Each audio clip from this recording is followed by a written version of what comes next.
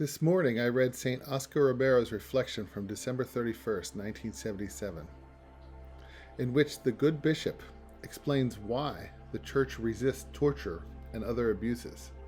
He writes, "The church, entrusted with the earth's glory, believes that in each person is the Creator's image and that everyone who tramples it offends God." And later in the same contemplation, there is no dichotomy between man and God's image. The question why beauty has a relative, why beauty matters. For St. Oscar, beauty exists for God's purpose. In the 19th century, Romantic aestheticists argued effectively that art is for art's sake, that is, beauty is for beauty. Immanuel Kant had previously argued for the intrinsic value of human beings because every person would want to be understood as intrinsically valuable. This is the categorical imperative, which is his extension of the golden rule.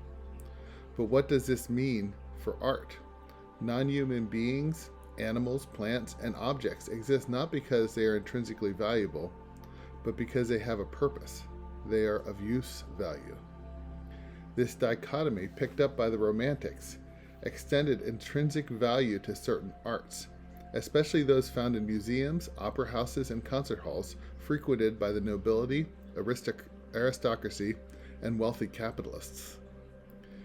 These high arts became intrinsically valuable.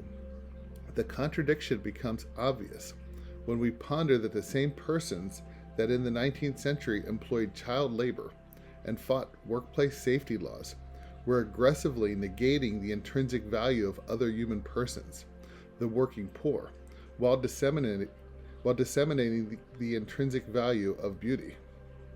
This type of aesthetics theory found voice in 20th century music education through the philosopher Bennett Reimer, who trained numerous music teachers and professors to begin from the position that music has intrinsic value, and insisted that we teach music for music's sake, rather than for any extrinsic ends, be those ends political, spiritual, economic, or social.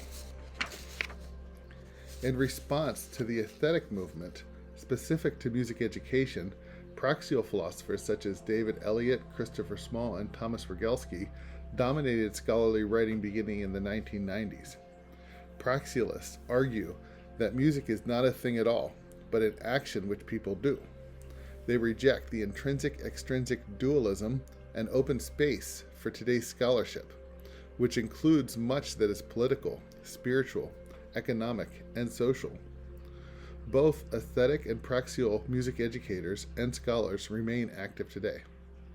I was trained to be a music teacher in the 1990s, when the aesthetics-praxialist conversation was at its most heated, and earned my PhD in 2015, firmly placing my own scholarship in the praxial faction, which allowed me to research music improvisation and ecological literacy, topics which would have been understood as extrinsic to music itself from the aesthetic perspective.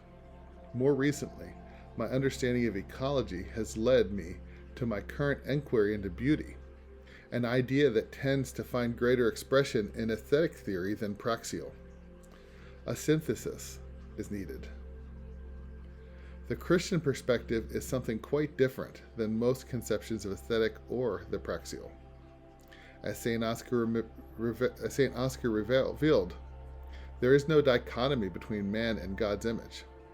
And if there is no dichotomy, then intrinsic value does not lie there and not here, in art and not in factories, in the sonata and not in a country hit, in a mental image of beauty and not in this mere performance here.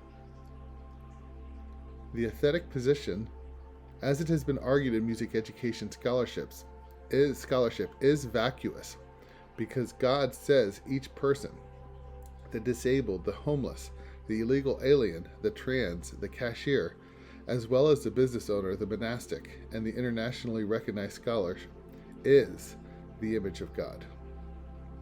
There is no dichotomy to be found because God, who is Trinity, perfect relationship, has not chosen to dichotomize reality into those of his creation having intrinsic value and those having mere use value. Rather, every creature of God has intrinsic value as well as use value when we choose to put ourselves to the use of others in Christian love. The most beautiful lives have been those lives of saints, though often not lives lived with wealth, length, or lack of suffering. People are unfulfilled when they are not of use to our friends, family, neighbors, communities, and humanity. But we are unhappy when treated as less than others of God's creation, and not given the time to explore with our bodies, minds, and souls the beautiful things within our grasp, whether in silence and solitude or together with others.